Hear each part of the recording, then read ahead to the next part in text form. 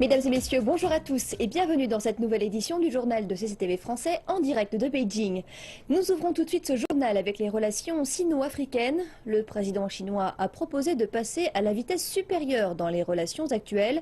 Vendredi, durant son discours lors de la cérémonie d'ouverture du sommet du Forum sur la coopération Chine-Afrique, Xi Jinping a appelé à un partenariat global de coopération stratégique. Le président Xi a déclaré que la Chine allait offrir à l'Afrique un paquet de 10 plans de coopération et fournir au total près de 60 milliards de dollars afin de garantir la réussite de leur mise en œuvre. L'amitié Chine-Afrique est sur le point de connaître une avancée majeure. La Chine a en effet proposé de passer à une vision supérieure dans ses relations bilatérales avec l'Afrique pour établir un partenariat global de coopération stratégique. La Chine et l'Afrique partagent les mêmes besoins et sont complémentaires. Les deux partenaires font face ensemble à une rare opportunité historique de poursuivre leur développement à travers la coopération. Le président Xi a rappelé que la Chine allait adhérer aux principes de sincérité, de résultats concrets, d'affinité et de bonne foi, tout en recherchant constamment un équilibre juste entre le maintien des principes et la recherche des bénéfices mutuels dans sa politique africaine.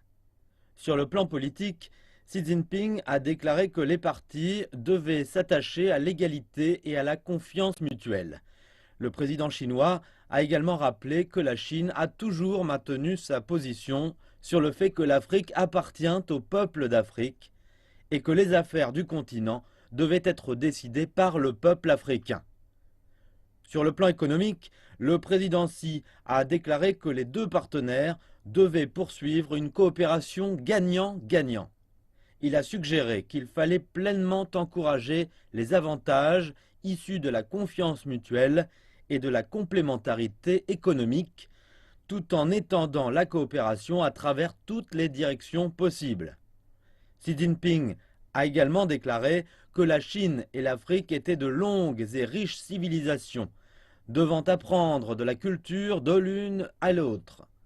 Il a par ailleurs ajouté que les deux partenaires devaient se concentrer sur la promotion des échanges entre les deux peuples et particulièrement entre les jeunesses, les femmes, les panels d'experts, les médias, mais aussi les mondes académiques et universitaires.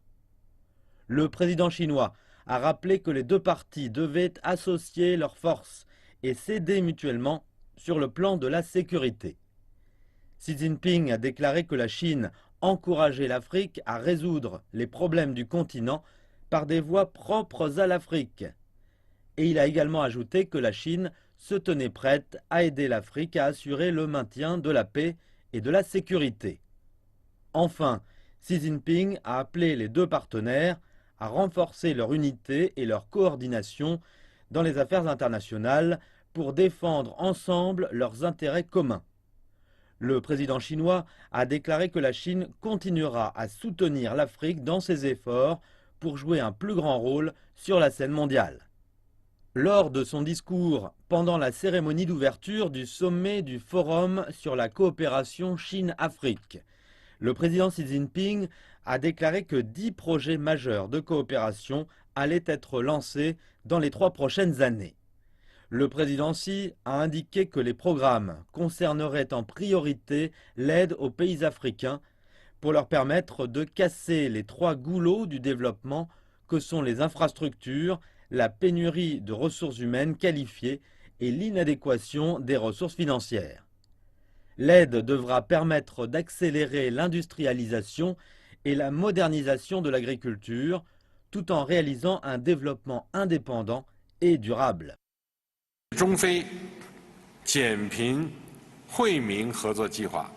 La Chine va construire et remettre à neuf un nombre de parcs industriels en coopération avec l'Afrique, envoyer des experts et des conseillers du gouvernement et établir des centres d'éducation régionaux et des écoles à travers le continent. La Chine va aussi former 200 000 techniciens et fournir 40 000 opportunités de formation pour le personnel africain en Chine. La Chine va par ailleurs mener des projets de développement agricole dans 100 villages d'Afrique pour relever le niveau de vie dans les campagnes, envoyer 30 équipes d'experts agricoles en Afrique et établir un mécanisme de coopération dit 10+10 entre les instituts de recherche agronomes chinois et africains. La Chine est très inquiète de la situation des mauvaises récoltes causées par le phénomène El Niño dans de nombreux pays africains et va fournir une aide d'urgence d'1 milliard de yuans aux pays.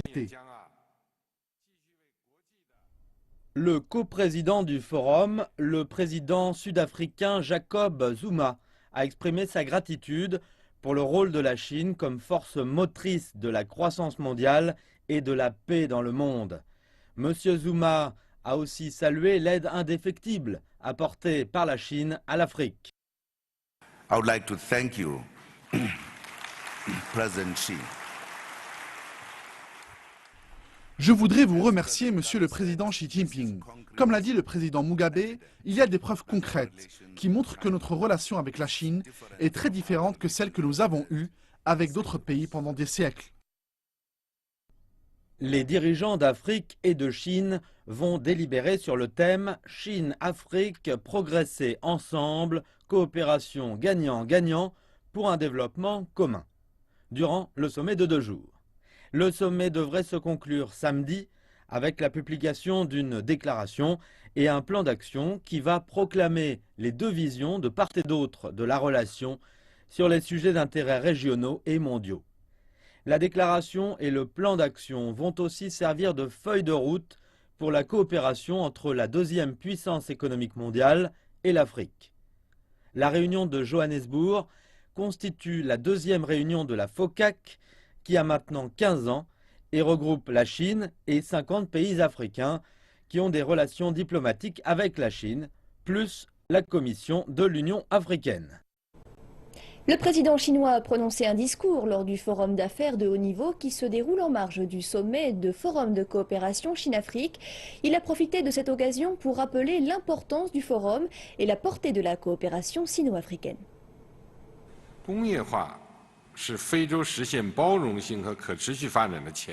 La réussite du développement inclusif et durable de l'Afrique repose sur l'industrialisation.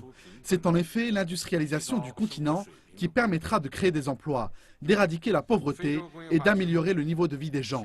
Le chemin de l'industrialisation de l'Afrique ne peut être trouvé que par le peuple africain lui-même, à travers leurs propres pratiques et leurs propres méthodes d'exploration. La Chine espère sincèrement partager son expérience avec les pays africains et nous fournirons le capital, la technologie et le personnel nécessaires pour soutenir l'industrialisation de l'Afrique. Dans le domaine de la construction d'infrastructures, l'investissement et le commerce bilatéral, la coopération Chine-Afrique créera encore plus d'opportunités d'investissement et d'affaires pour toutes les entreprises des 2 parties. Ainsi, il s'agit avant tout d'accroître la compétitivité de l'industrie africaine et de réduire le gap des infrastructures sur l'ensemble du continent. Xi Jinping a organisé des réunions bilatérales avec les dirigeants des pays africains. Il a exprimé le souhait de la Chine de renforcer la coopération avec le continent africain. Une visite pour confirmer le programme de longue date de la Chine sur le continent africain. Lors du sommet de Johannesburg, vendredi, le président chinois Xi Jinping a annoncé que la Chine injectera 60 milliards de dollars dans le développement des projets. En marge de la réunion du Forum de coopération sino-africain, Xi Jinping a rencontré les dirigeants de la Namibie, de la Somalie, des Comores, du Nigeria et de l'Égypte pour réaffirmer l'engagement de la Chine dans le renforcement de la coopération pratique. Lors de ces réunions bilatérales, le président chinois a exprimé le souhait de Beijing de jouer un rôle actif dans la construction et le fonctionnement des installations de transport, des ports et d'autres infrastructures sur le continent africain afin de promouvoir son économie et son développement social. Il a également annoncé que la Chine aidera les pays africains à améliorer l'agriculture et combattre les maladies et les violences extrémistes. Tout cela malgré une récente baisse des investissements causés par le ralentissement économique de la Chine. L'investissement direct chinois en Afrique a chuté de près de 40% pour le premier semestre de 2015, représentant 1,19 milliard de dollars. Selon les experts, la visite du président chinois a dissipé les craintes d'une fluctuation. Depuis le lancement du forum en 2000, le commerce entre la Chine et l'Afrique a excédé celui avec ses partenaires traditionnels, l'Europe et les États-Unis. Xi Jinping a également présidé une table ronde à Johannesburg avec 13 dirigeants africains. Ils ont bien entendu discuté des relations sino-africaines. Xi Jinping a déclaré qu'il était en Afrique pour deux raisons principales. L'une est de coprésider le forum de coopération Chine-Afrique avec le président sud-africain Jacob Zuma. L'autre est de participer à des discussions avec les responsables africains pour soutenir la coopération Chine-Afrique. Monsieur Xi s'est exprimé sur la situation économique de la Chine et a déclaré que le pays allait contribuer encore davantage au développement du continent africain. Les autres dirigeants affirment qu'ils vont renforcer la coopération avec la Chine en matière d'industrialisation et de modernisation de l'agriculture. Ils ont salué l'implication de la Chine dans la construction d'infrastructures comme des autoroutes, des routes et des ports, ainsi que la délocalisation des moyens de production de haute qualité en Afrique. Le président chinois Xi Jinping et son épouse Peng Liyuan ont assisté à la cérémonie de clôture de l'année de la Chine en Afrique du Sud. L'événement a rassemblé plus de chômeurs venant des deux pays. Le public présent a pu assister à des prestations de danse, d'arts martiaux chinois, ainsi qu'à des spectacles de marionnettes et d'acrobatie.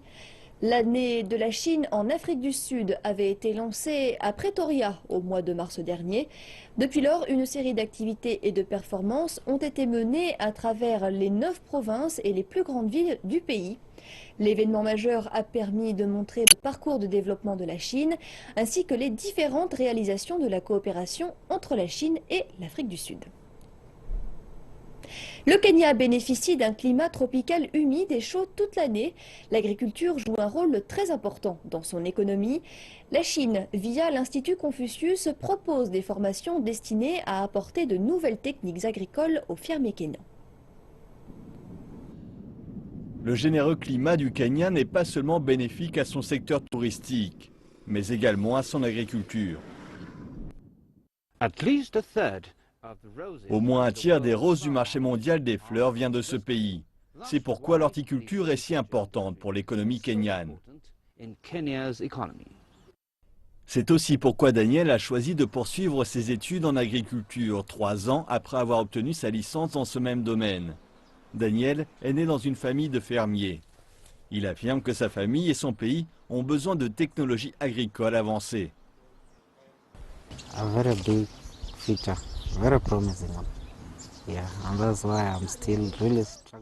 Très prometteur. C'est pourquoi je me suis lancé dans cette formation en agriculture, car je pense que l'avenir sera doré. Au moins 70% de notre économie dépend de l'agriculture. Elle tire l'économie de l'ensemble du Kenya. Je prends l'exemple de ce pays. Cela tire véritablement notre économie, donc cette formation est une formation sûre.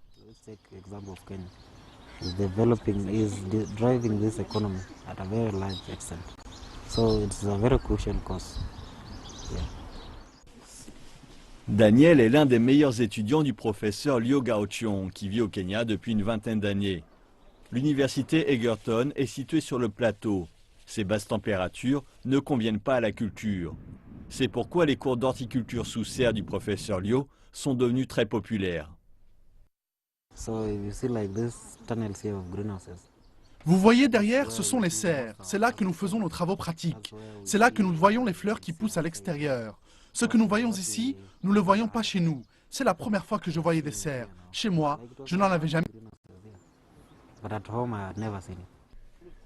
La sériculture est l'une des nombreuses choses que les étudiants locaux peuvent apprendre à l'Institut Confucius.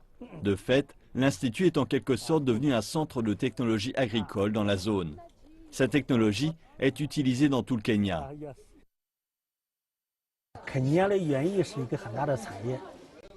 Les grandes fermes étaient sous le contrôle des Européens.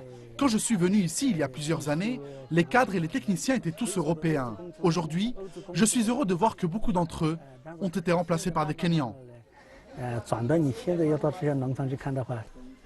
La contribution du professeur Liu n'est pas limitée au seul Kenya. Ses étudiants viennent d'Éthiopie, du Nigeria, du Rwanda, de Tanzanie et du Soudan. Ils sont enseignants, fonctionnaires, voire même hommes d'affaires. La formation agricole est devenue l'une des spécialités de l'Institut Confucius Egerton, qui offre à ses étudiants un accès à la culture chinoise et des techniques concrètes. En Europe, les députés allemands ont approuvé un plan d'action militaire contre l'État islamique en réponse à l'appel de la France après les attaques sanglantes de Paris. La proposition a été approuvée par 445 voix contre 146 et 7 abstentions. Le plan prévoit l'utilisation de 6 avions Tornado pour des missions de reconnaissance et le déploiement d'une frégate pour protéger le porte-avions français Charles de Gaulle au large des côtes syriennes. L'Allemagne va également fournir un avion tanker pour le ravitaillement en vol des avions de chasse. Le pays a également promis l'envoi de 650 soldats au Mali en appui des forces françaises dans leur lutte contre les djihadistes en Afrique de l'Ouest. En revanche, l'Allemagne ne rejoindra pas la Grande-Bretagne, la France, les États-Unis et la Russie dans la conduite de frappes aériennes en Syrie. Le président français François Hollande a visité le porte-avions Charles de Gaulle au large des côtes de la Syrie. Il a déclaré que l'équipage était engagé dans une lutte assumée contre le terrorisme après les terribles attentats qui ont frappé Paris au mois de novembre dernier. François Hollande avait donné l'ordre au porte-avions de se rendre en Méditerranée orientale après avoir déclaré la guerre à l'État islamique. Le porte-avions, avec ses 38 avions de guerre embarqués, a été déployé au large des côtes syriennes quelques jours après que l'État islamique revendique les attentats de Paris qui ont tué 130 personnes.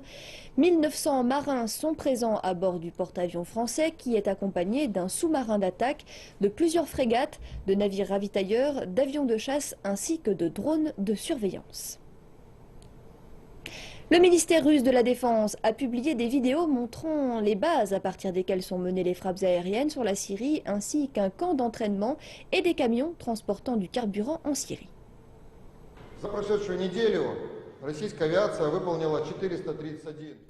Au cours de la semaine dernière, les forces russes ont effectué 431 sorties depuis la base aérienne de Meimim et mené à bien 1458 frappes contre des cibles à Alep, Idlib, Homs, Hama, Latakié, Deir ez-Zor et Raqqa. Je voudrais souligner le fait que tous les vols ont été couverts par des jets Su-30. Des vidéos aériennes montrent des explosions touchant des cibles marquées, puis des colonnes de fumée s'élevant dans le ciel. Le porte-parole a dit que la Russie surveillait aussi les vols de la coalition internationale. Il a fait savoir que l'activité dans le ciel syrien s'intensifiait. La Russie a commencé ses frappes aériennes en Syrie le 30 septembre et a intensifié ses attaques ces dernières semaines. Nous passons maintenant à la COP21. Les négociations sur le changement climatique continuent à Paris. Les négociateurs de 195 pays travaillent ensemble toute la semaine pour s'accorder sur une version simplifiée du projet de texte pour le remettre ensuite au président français en fin de semaine. Les objectifs politiques des dirigeants mondiaux ont conduit à des négociations à porte fermée entre négociateurs internationaux. Comme d'habitude, lors des négociations climatiques, il existe une division entre les pays développés et les pays en voie de développement. L'aide financière et la division des responsabilités font partie de ces différends. La Chine presse les pays développés à remplir leur obligation de fournir 100 milliards de dollars par an pour aider les pays en voie de développement. Il existe un énorme désaccord sur la façon dont les pays développés rempliront leurs obligations financières et si davantage de canaux sont nécessaires pour résoudre le problème. La position de la Chine est que les pays développés doivent remplir ensemble leurs engagements avant 2020. Et cela est non négociable. Après 2020, les pays développés devront échelonner leurs finances à partir du niveau de base de 2020 à 100 milliards de dollars par an. Il y a à présent 134 pays en voie de développement dans le groupe G77 et la Chine. Ils ont émis une forte déclaration dénonçant les tentatives d'un certain nombre de nations industrialisées d'ajouter des conditions au financement. Un nouveau texte fait partie des propositions qui suggèrent que le financement climatique devrait non seulement être fourni par les pays développés, mais aussi par d'autres qui sont en position de le faire. Les autres qui sont dans la position de le faire ou dont la parole compte sont encouragés et sont invités à contribuer sur la base du volontariat. Il s'agit d'une nécessité. Bien évidemment, certains pays en voie de développement plus avancés ont déjà commencé à contribuer. Je pense que c'est une bonne chose et ils sont encouragés aussi. Comment voulez-vous juridiquement lier les pays en position de le faire? Dans ma famille, avec mes enfants, je dirais « tu dois nettoyer la pièce ». Je ne dirai pas « quelqu'un doit nettoyer la pièce ». Je dirais, Joan, tu nettoies la pièce et Grace, tu fais la vaisselle. Il n'y a pas de quelqu'un en position de le faire qui devrait nettoyer le sol. J'ai besoin que vous me rendiez compte. Établir des objectifs sur le climat est également un problème. Il y a un important appel de révision de l'objectif des 2 degrés à long terme à 1,5 degré maximum. Le groupe des pays les moins développés déclare que cela est essentiel. 1,5 est critique pour le groupe des pays les moins développés. Il s'agit d'une question de survie. Pour nous, il nous est impossible de signer un accord sans prendre en considération la question des 1,5 degrés. Nous avons vu le projet de texte révisé qui indique qu'en dessous de 2 degrés, la zone n'est pas en sécurité. Combien d'entre nous connaissent véritablement leur empreinte carbone, sans compter la manière de la réduire? Certaines mesures peuvent sembler évidentes, comme éteindre la lumière ou fermer les robinets d'eau, mais il y a aussi d'autres manières un peu plus surprenantes.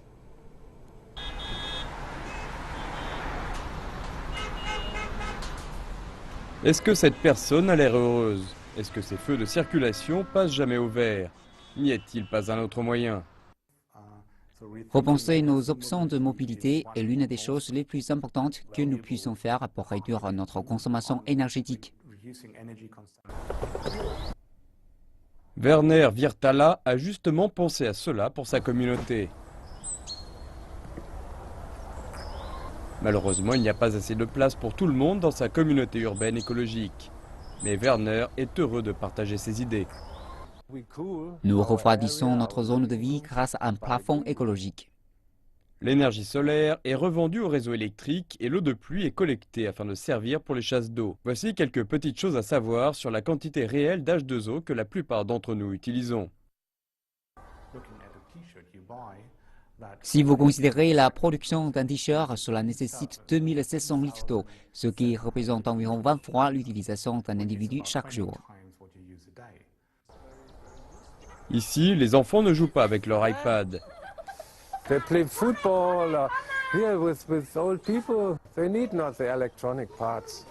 Ils sont davantage connectés que cela.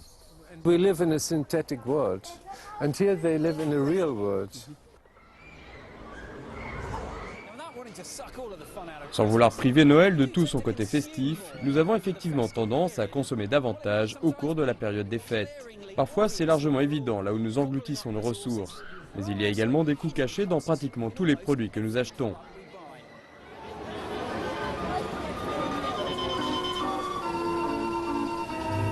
Donc, si vous apprêtez déjà à effectuer vos courses de Noël, attendez encore une dizaine de secondes. J'achète des cadeaux car c'est à la mode, parce que ça rip, parce que c'est cool, ou bien je les achète parce qu'ils ont une plus grande durée de vie, qu'ils peuvent être utilisés pendant plusieurs années. Cela a une grande valeur.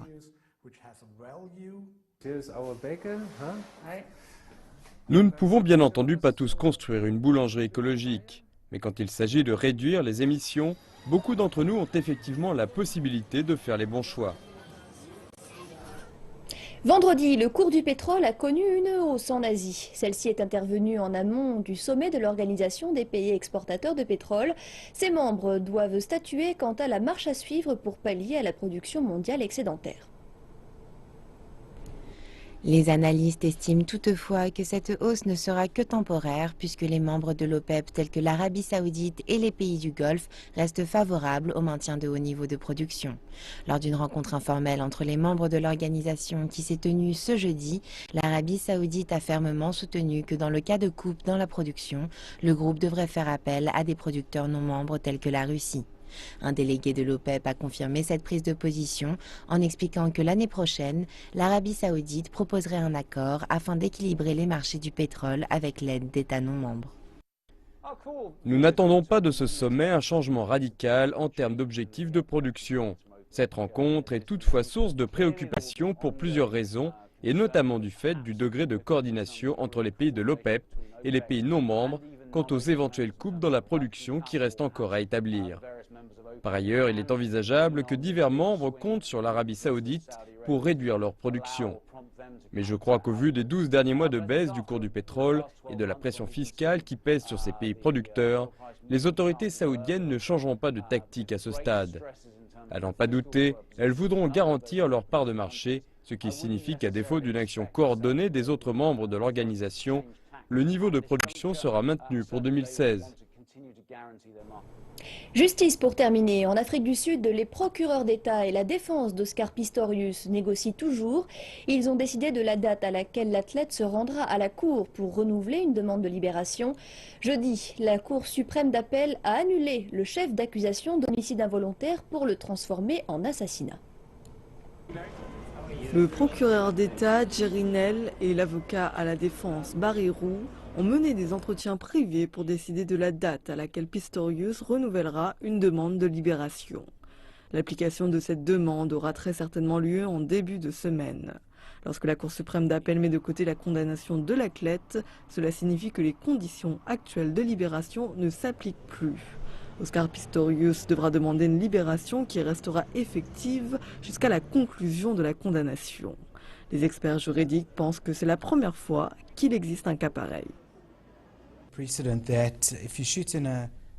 Je pense que cela crée un précédent. Vous devez savoir que dans un endroit confiné, la mort peut être prévisible. Non seulement raisonnablement prévisible, mais dans l'esprit subjectif d'une personne qui ouvre le feu, cela est prévisible. Je pense que cela crée un précédent. Dans le cas où vous ne pouvez pas voir la menace, vous devez penser à 2 fois avant d'ouvrir le feu. Dans un pays qui combat la violence faite aux femmes, la décision a été hautement saluée par les organisations féminines. Il s'agit d'une victoire pour les femmes, une victoire pour la famille Steenkamp. Et cela dit que l'homme doit se réveiller, que beaucoup de choses sont à faire. Le peuple a vu la loi. La mère de Riva Steenkamp, June, dit que le verdict d'homicide est un signe de respect pour sa fille. C'est ainsi que s'achève ce journal. Merci de l'avoir suivi et rendez-vous dans une poignée de minutes pour Afrique Info. A tout de suite sur CCTV Français.